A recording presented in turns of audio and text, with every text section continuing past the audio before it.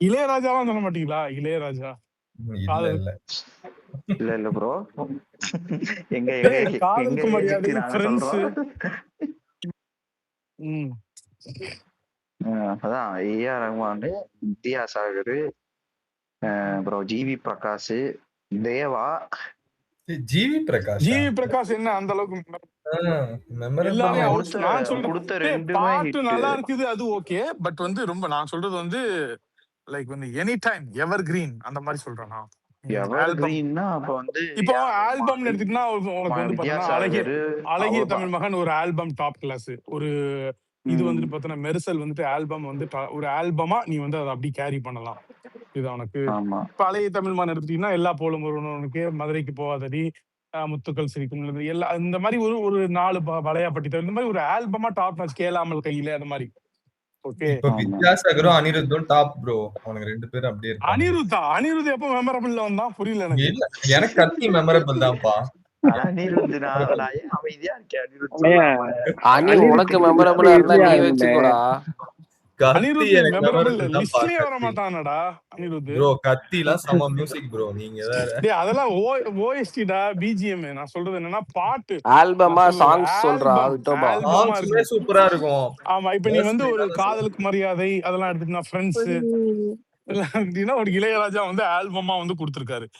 கத்தி ஆல்பம் நல்லா தானே இருக்கும். அது என்னன்னு கத்தி ஆல்பமா ஓகே வேர்ஸ்டைலா இருக்கும். அது வேற மாதிரி.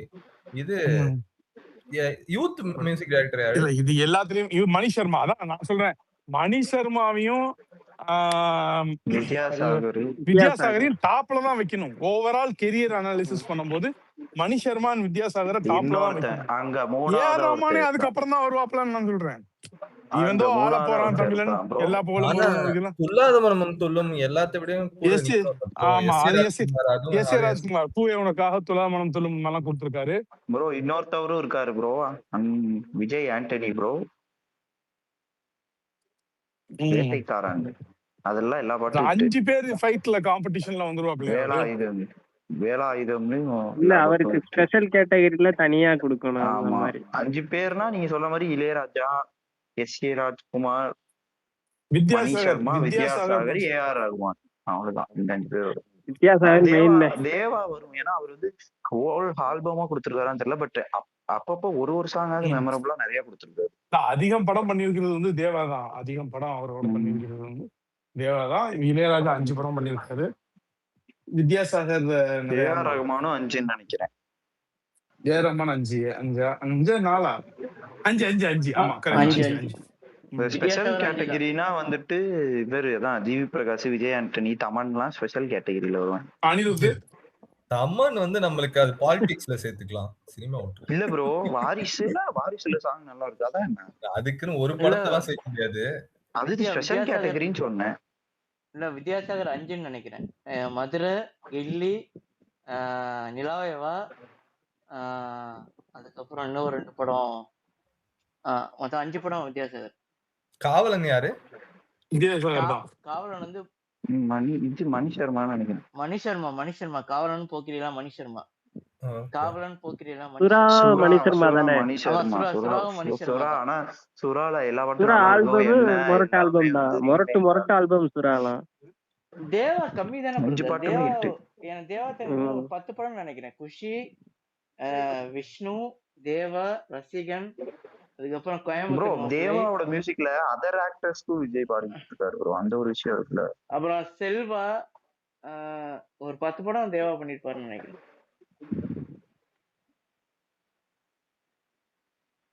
ஏஆர் ரஹ்மான் வந்து அழகிய தமிழ் மகன், சர்க்கார், பிகில், அப்புறம் மெர்சல், உதயா 5. ஓகே அடுத்து வந்து இதுக்கு வாங்க இந்த கேட்டகரி ஐகானிக் சீன்ஸ். ஐகானிக் சீன்ஸ்னா ஜில்லா தாங்க. ஜில்லான் கத்தி தான்.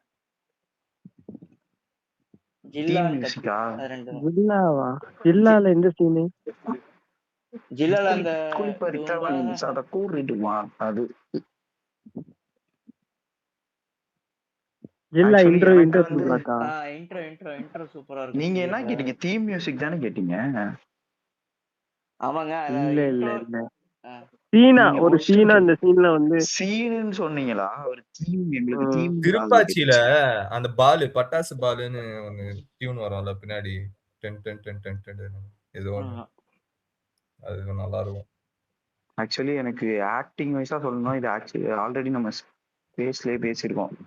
குஷியில யாரு கீதா, அதான் யாரு எங்க அம்மா, அந்த சீன் நல்லா இருக்கும். அப்படியே எஸ்ஜே சூர்யா மாதிரியே நடிச்சிருப்பாரு, அந்த இது நல்லா இருக்கும். காவலன் அதே actually மாதிரி சச்சின் வித்தியாசாகர். எங்க தூங்கிட்டானா ஒரு சச்சின்? அதே சுரேந்தர் மாதிரி அக்செப்ட் பண்ண முடியலடா. இல்ல அதே மாதிரி வந்து சச்சின் ப்ரோ இங்கே காவலன் போயிட்டாரு போல போன வச்சுட்டு. இல்ல அதே மாதிரி காவலன்ல அந்த கிளைமேக்ஸ் வந்து செமையா இருக்கும் சீரிஸ். பார்க் சீனா? Top match. ஆமா, அதான் கிளைமேக்ஸ்ங்க. பார்க் அண்ட் அந்த அந்த இது அந்த ப்ரொபோஸ் பண்ற சீனே சூப்பரா சீன். இருக்கும். அதுவும் அந்த பார்க் ப்ரொபோஸ் பண்ற சீன் சீன் செமையா இருக்கும் சீரிஸ். பார்க் எல்லாம் அவ்வளோ அழகா இருக்கும். ஆக்டிங் வைஸ்னா இது மாசான சீன்னா வந்துட்டு போக்கிரியில ஒரு சீன் வருமே, கண்ணை வச்சு கையில விளையாட்டு அந்த சீன். எப்ப வந்தேங்கிறது முக்கியம் இல்லடா, எப்படி புல்லட் இறங்குங்கிறது தான் முக்கியம். அதை விட அந்த பாஸ்கெட் பால் சீக்வன்ஸ், அந்த சீக்வன்ஸ் நல்லா இருக்கும். எனக்கு போக்கரி எப்படி இருக்கு? எனக்கு போக்கரியில ஓகே சொன்ன இந்த சீன் எல்லாமே பிடிக்கும். ஓகேவா, என்னோட பீக் என்னன்னு சொல்றது, அந்த யங்ஸ்டர்ஸ் டைம்ல வந்த படம். எத்தனை பேர் ஒரு 30-40 பேர் என் ஸ்கூல் பசங்க போயிட்டு ஃபுல்லா தியேட்டர்ல உட்காந்துட்டு செம்ம என்ஜாய் பண்ண படம் அது. எனக்கு அதுல டாப் அப்படின்னா எனக்கு இதுதான், யுத்தமேன்ட்டு அவங்க அப்பா இறந்த அப்புறம் ஒடியாருவாரு தெரியுமா, அந்த சீன் எல்லாம் உம்மாலேன்னு இருந்தது எங்களுக்கு.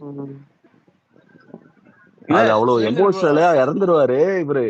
அதை ரிவீல் பண்ண அதெல்லாம் செமையா இருக்கும் தெரியுமா, அந்த அங்க மியூசிக் ஒடியாரும் போது அப்பா அந்த படிக்கட்டுல இது பண்றது. அசின் பாப்பா பாருங்க, அசின் பாக்கையில அதாவது ரொம்ப நாளா வந்து ஒரு ரவுடியா பாத்துட்டு ஓ இவர்தான் அவரோட பிள்ளைன்னு சொல்லவும் அந்த எல்லாருமே சூப்பரா நடிச்சிருப்பாங்க. நீங்க யோசிச்சு பாருங்க, அந்த சீன்ல வந்து எல்லாருமே அந்த ரியாக்ஷனு இவனா அப்படிங்கிற மாதிரி பாப்பாங்க.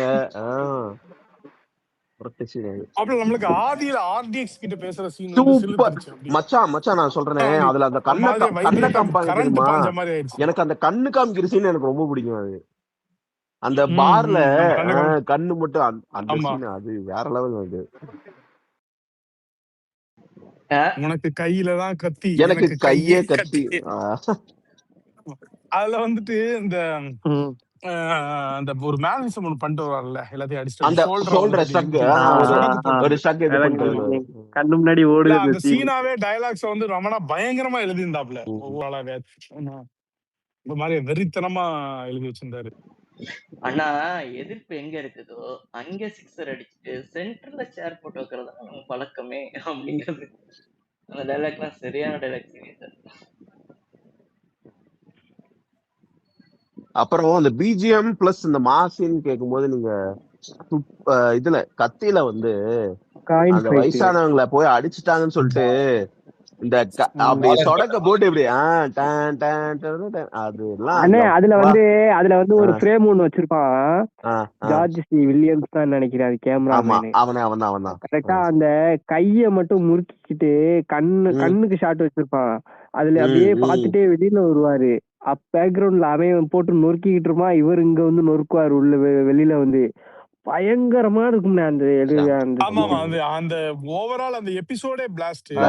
பயங்கரமா ஸ்டேஜ் பண்ணிருப்பாப்ல முருகதாஸ், ரொம்ப எமோஷனலா அதை ஸ்டேஜ் பண்ணி இது பண்ணிருப்பாப்ல. அந்த நீ சொன்ன மாதிரி அந்த சினிமாட்டோகிராஃபி எல்லாமே 24 கிராஃப்டும் உச்சம் பெற்று நிக்கும் அந்த சீன். உண்மையில அந்த சீனு இன்னொன்னு நோட் பண்ணுங்கண்ணே, அந்த ஃபர்ஸ்ட் அந்த இனிஷியலா வந்து அந்த அடிக்கிறப்போ அந்த அவன் தோல் மேல கை வைப்பான்ல அந்த அடியாளு, அப்ப வந்து அடிச்சுட்டு அதுக்கு ஒரு பிஜிஎம் ஒண்ணு போட்டுருவான். அதுக்கப்புறம் அப்படியே ஃபுல்லா மியூட் போட்டு மியூசிக் வந்து மியூட் போட்டுட்டு அந்த டேபிள் உடையும், அந்த டேபிள் உடைக்கிற மாதிரி உடைச்சிட்டு ரெண்டு விண்டோ உடைப்பாங்க. உடைச்சிட்டு அப்படியே ஸ்லோவா பேக்ரவுண்ட்ல பில்டப் பண்ணி கண்ணை காமிப்பாங்க. பயங்கரமா இருக்கும்ண்ணே. அதே மாதிரி அந்த கிளைமேக்ஸ்ல அந்த பிரஸ் மீட் சீன்லாம் சரியான சீரியஸா சொல்றேன். கிளைமேக்ஸ் சீக்வன்ஸ் அதுக்கப்புறம் ஒரு சீக்வன்ஸ் உள்ள ஒரு ஃபைட் ஒண்ணு நடக்கும் பாருங்க. அங்க அந்த சக்கரத்தை வச்சு ஒரு இது ஒண்ணு பண்ணுவாப்ல, அந்த 3 பேர் 4 பேர் அடியாள் வருவாங்க. அவங்களெல்லாம் வந்துட்டு அப்போ வந்து நான் சின்ன பிள்ளை தானே, 10வது தானே, இவங்களை எப்படி அண்ணன் அடிப்பாரு அப்படின்ற மாதிரி ஒரு மைண்டு போயிடுச்சு எனக்கு. இவங்களை எப்படி அடிக்க போறாரு, இவங்களை அது ரொம்ப அடிச்சா கன்வின்சிங்கா எடுத்திருப்பாங்க. ரொம்ப கன்வின்சிங்கா சாதாரண அடியாளுகளை டாக்டிக்கலா எதிர்கொள்ற அடிச்சிருவாரு. மாதிரி. சாதாரண அடியாளுகளை அடிச்சிருவாரு, இவனுங்களை ஒரு எப்படி கத்தி அடிப்பாரு. ஒண்ணு வீசுவா இருப்பாரு, சச்சக்குன்னு ஒரு தூக்கி வீசுவா இருப்பாரு. ஆமா, இந்த வா அப்படிம்பாரு அந்த இவனை. அந்த அது வந்து அந்த டிராக்டருக்கு சைடுல வந்து அந்த இது இருக்கும், அந்த டயருக்கு ஏற்கலப்பை. ஆமா ஆமா, அதை தூக்கிட்டு தான் நாம் தமிழர் ஓட்டு கேட்க போயிருந்தானுங்க இந்த வாட்டி. அது இல்லண்ணே, அது இல்ல, அது ஏற்கலப்ப, அது வந்து நெஞ்சில சொருகுவாரு. நான் சொல்றது வந்து சக்கரை அதுல வச்சு அந்த வில்லனை வச்சு விட்டுருவாரு. ஆமா, அந்த அச்சானில அச்சானி. அதே மாதிரி அந்த லேடிஸ் ஃபைட் அப்பயும் கேமரா பயங்கரமா பண்ணிருப்பாங்க. எக்ஸாக்ட்லி அந்த போர்ஷன் தான் பீக். அதெல்லாம் அந்த கத்தியை சுத்துவாரி, அது சினிமாட்டோகிராஃபி வேற லெவல்ல பண்ணிருப்பான். அவன் தான் தெரிக்கும், ஜார்ஜ் வில்லியம்ஸ் தான் நினைக்கிறேன். கத்திக்கு யாராவது அவன் தான் ஃபர்ஸ்ட். ஸ்டெரிக்கு அப்புறம் தான் நமக்கு இது வந்து மனோஜ் பரமஹம்சாவுக்கு ஏதோ இது குடுக்குறாங்களாமே, ஒரு அரசு பொறுப்பு. ஆமா ஆமா, கொடுத்துட்டாங்களே. கொடுத்துட்டாங்களா? அலாட் பண்ணிட்டாங்க அவருக்கும்.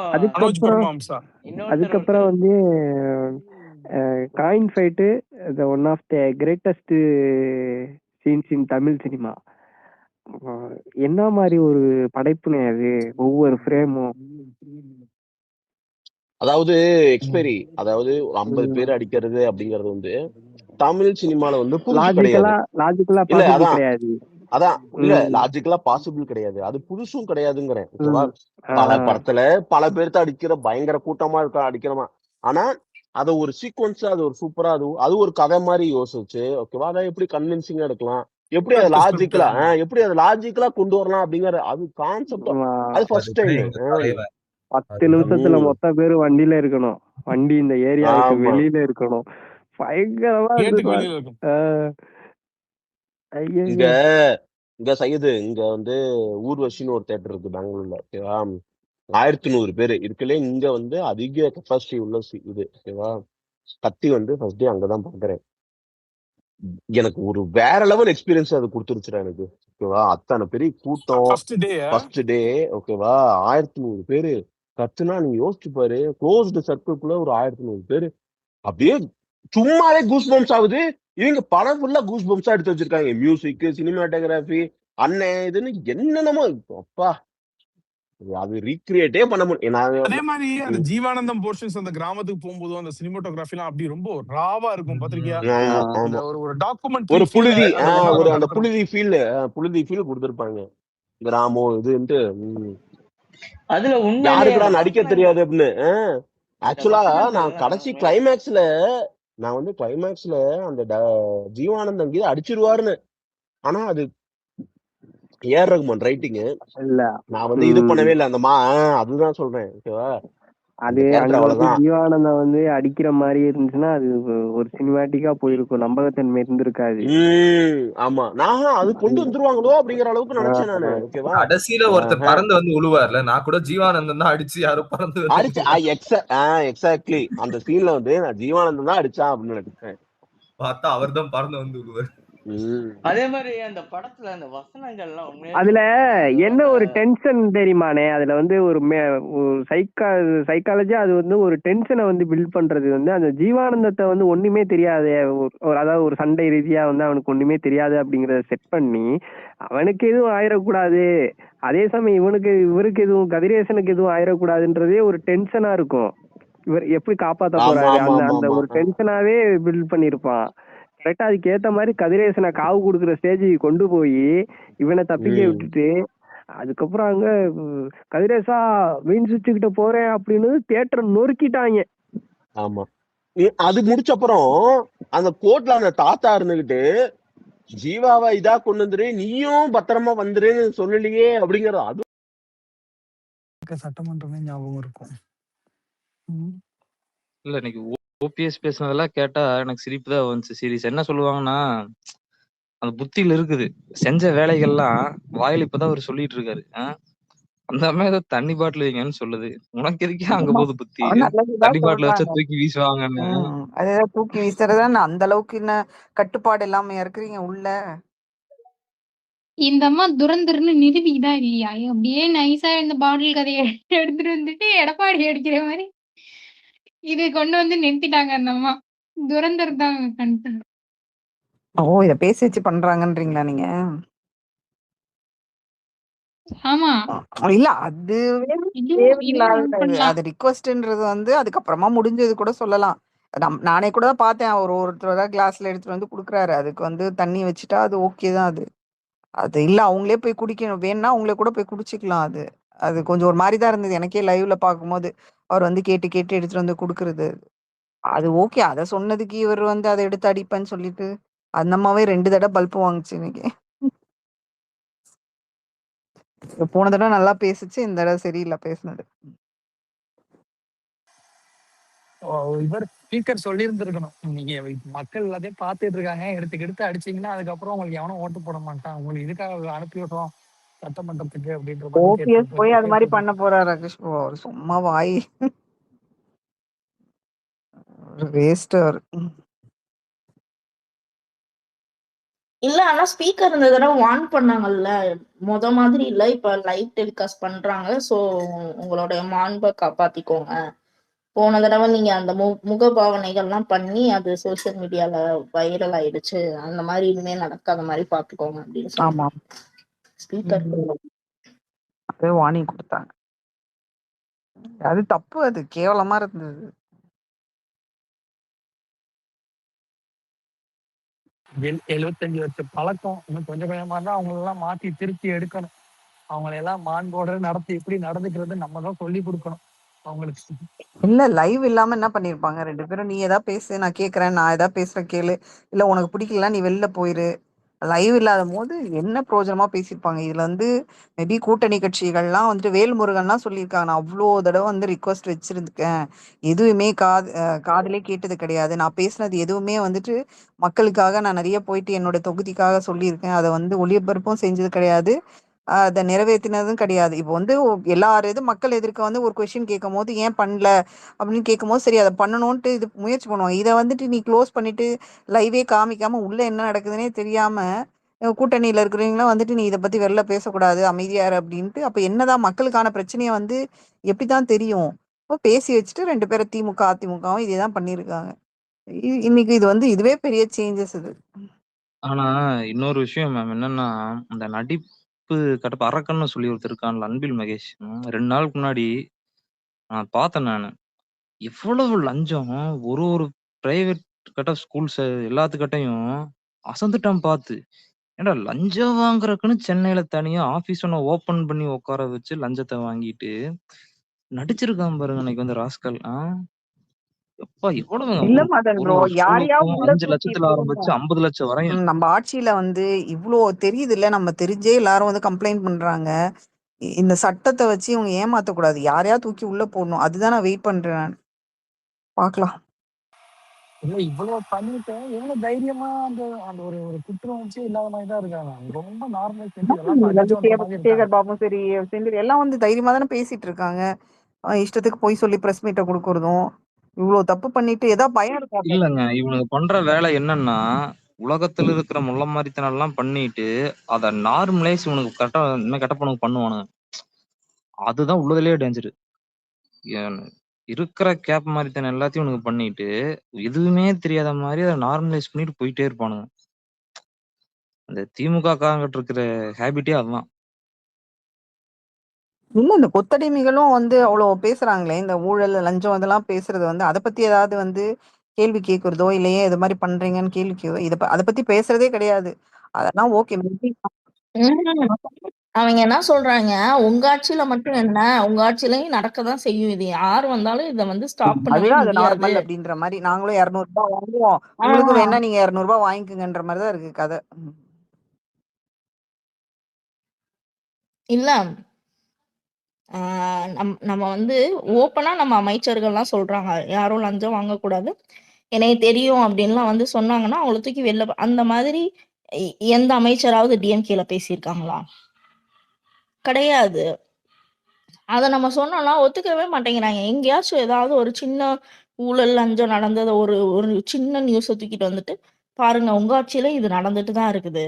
இதெல்லாம் யாராலயும் ஸ்டாப் பண்ண முடியாது. திருப்பி யார் அரசியல் ஸ்டார்ட் பண்ணது? ஏன்னா இங்க அனில் மட்டும் தானே ஓடி நின்னுச்சு. அது தானா வந்து ஐயா கண்ட்ரோல் பண்ண முடியல ஐயா. கண்ட்ரோல் பண்ண முடியல. சத்தியமா சொல்றேன். இன்னொரு பாட்டு இந்த பாட்டுங்களா? மனுஷன் பிரெயின்ல ஒரு டோபமைன் மாதிரி அரசியல் அப்படியே ஆழமா என்ன பண்ணிட்டாரு, அப்படியே கட்ட புதைச்சு இல்ல விட்டாரு. இன்னொரு டைம் பாட்டு பாட்டுமா சொல்லுங்க, பாட்டு பாடுறேன். திருப்பி உங்களை கூப்பிட்டு வரேன் அதுல இருந்து. பாடுங்க அது பாடுங்க அனில் சந்தோஷ் மோட் ப்ரோ. போனா கொஞ்சம் சோகமாயிடுது. இதுனா வந்து நல்லா கோவமா திட்டுறது. பாடுங்க பாடுங்க. அணில் முன்னு போனாலே ஜனநாயகம் என்னாச்சுன்னு தான் கேட்க தோணுது ஆமா, எனக்கு. அது கொஞ்சம் எமோஷனல் ஆயிடுது. ராகுல் ப்ரோ பார்த்தாரு. இவங்க சரிப்பட்டு வர மாட்டாங்கன்னு கிளம்பி போயிட்டாரு. அனில் மோடுன்னு சொல்லிட்டு அவர் போயிட்டாரு.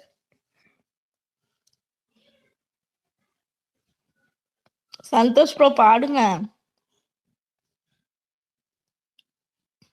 யோசிச்சுட்டு இருக்காரு. சரி இல்லங்க இருங்க அனில் பாடுறேன். மோட்ல இன்னொரு முக்கியமான விஷயம் என்னன்னா, இவ்வளவு பெரிய ஃபேன் பேஸோட இருந்த ஒரு ஆளு ப்ராப்பரா ஒரு பேன் இண்டியன் பிலிம் நம்மளால தர முடியல பாருங்க. தந்திருந்தோம் அப்படின்னா 1000 கோடி அல்வா அதுக்கு சாப்பிடுற அவர் மாதிரி சாப்பிட்டுருக்கலாம்ல. ஆசைப்பட்டிருக்கணும் மதன் ப்ரோ. அவர் ஆசைப்படவே கிடையாது. அவர் முயற்சி பண்ணியிருந்தானா கண்டிப்பா நடந்தது. ஷாருக் கான் எல்லாருமே அவங்க இருக்கிறாங்க. அவங்களுக்கு வந்து தளபதி விஜய்ன்றது வந்து அங்க நார்த் இந்தியன்ஸ்லாம் அவ்வளோ பேர் அவருக்கு ஃபேன்ஸ் இருக்கிறாங்க. அதெல்லாம் கண்டிப்பா அவருக்கு தெரியும். இந்த டப்பிங் படமே வந்துட்டு பயங்கரமா போச்சு அது. ஸோ வந்துட்டு அது தெரியும். பட் அவர் வந்து அது பெருசா வந்து விரும்பல அது. நான் எங்கேயோ ஒரு இவரு ஆரம்பத்திலே பக்கா பிளானோட இருந்திருக்காருங்க.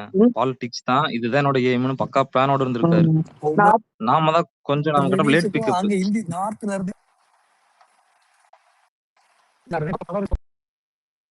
நார்த்ல படம் ரிலீஸ் ஆகும்போது நார்த் ஃபேன்ஸ் எல்லாம் கெஞ்சுவாங்க, ஐயோ ஹிந்தில ரிலீஸ் பண்ணியா, ஹிந்தில ரிலீஸ் பண்ணுவாங்க. கண்டுக்கவே மாட்டாங்க நம்ம பசங்க. நான் ஒரு பெங்காலி பார்த்தேன். நான் ஒரு டூர் போகும்போது அவர் வந்துட்டு நான் தமிழ் அப்படின்னு சொன்னோடனே வந்துட்டு உங்க சிஎம் விஜய் அவர்களா அப்படின்னு விஜய் தானே அப்படின்னாங்க. தளபதி விஜயா அப்படின்னு கேட்டேன். ஆமா ஆமா உங்களுக்கு தெரியுமா அப்படின்னு சொல்லிட்டு நான் அவர்கிட்ட கேட்டேன். அவர் சொன்னாரு எங்களுக்கு தெரியும். அந்த அவர் படம்லாம் வரும். அந்த படம் தமிழ்ல வந்துட்டு அதுக்கப்புறம் எங்க லாங்குவேஜுக்கு வரும். அது அந்த படத்தை நான் வந்து அவர் வர படம் எதுவுமே விட மாட்டோம், நாங்க பார்ப்போம், ரொம்ப பிடிக்கும் அப்படின்ட்டு. இப்பதான் சினிமா இல்லையே அப்படின்னு கேட்டாரு. ஆமா இனிமே நடிக்க மாட்டாரா அவர் வருத்தப்பட்டு கேட்கிறாரு. நடிக்க மாட்டாரா அவரு இல்ல நடிக்க மாட்டாரு அப்படி அவர் சிஎம் ஆயிட்டார்ல அப்படின்னு சொல்லிட்டு. அந்த இங்க மட்டும் இல்ல, நம்ம வந்து நார்த் இந்தியா எங்க போனாலும் ஊர்ல ஏதோ ஒரு இடத்துல எந்த கண்ட்ரியோ ஏதோ ஒரு இடத்துலனா அவரை தெரியாத ஆள் வந்து இருக்க மாட்டாங்க. ஷாருக் கான் வந்து நிறைய அந்த மாதிரி ஒரு இது வந்து எல்லாரையும் வேர்ல்டு வைட் அந்த மாதிரி தெரிஞ்சது. தளபதியுமே அந்த அளவுக்கு வந்து அவர் ஒரு ஒரு பாப்புலர். அது நம்ம ஒரு பங்களாதேஷ்ல இருக்கட்டும், பாகிஸ்தான்ல கூட நிறைய இப்போ வீடியோஸ்லாம் வருது. நான் இதெல்லாம் நம்ப மாட்டாங்க. நம்ம ஏதோ ரூட் மாஃபியா வச்சு நம்ம பண்றோம் அப்படின்ட்டு அவங்க நினைப்பாங்க. பட் ஏதோ ஒரு அவங்க லாங்குவேஜ்ல அது டிரான்ஸ்லேட் ஆயிட்டு அங்க போகும்போது அவங்க பார்த்துட்டு இப்போ சிஎம் ஆனதுக்கே வந்துட்டு அவங்கலாம் சம்மந்தமே கிடையாது அரசியலுக்கு. இது நிறைய பேர் வந்து நிறைய கண்ட்ரில இருந்து விஷ் பண்ணாங்க. ஸோ இதெல்லாம் வந்து ஆர்கனைஸ்டா பண்ணா அவருக்கு வந்து இன்னும் இருக்கும். பட் அவர் அது பெருசாலாம் அதான் அவர் ஃபோக்கஸ் வந்து தமிழ்நாடு அரசியல்ன்றதால வந்துட்டு இந்த பேன் இண்டியா மூவி அதெல்லாம் வந்து அவர் பெருசா ஆசைப்படல. பட் அவர் நினைச்சிருந்தாருன்னா கண்டிப்பா அதெல்லாம் ஷாருக் கான் கூட ஒரு படம் நடிச்சிருந்தாரு அது இன்னும் சூப்பரா இருந்திருக்கும், பயங்கரமா போயிருக்கும். அது ரெக்கார்ட் பிரேக்கிங்கா இருந்திருக்கும் அது வந்து. ஆனா அவர் அதெல்லாம் எதுவுமே முயற்சி பண்ணலன்றதான் உண்மை.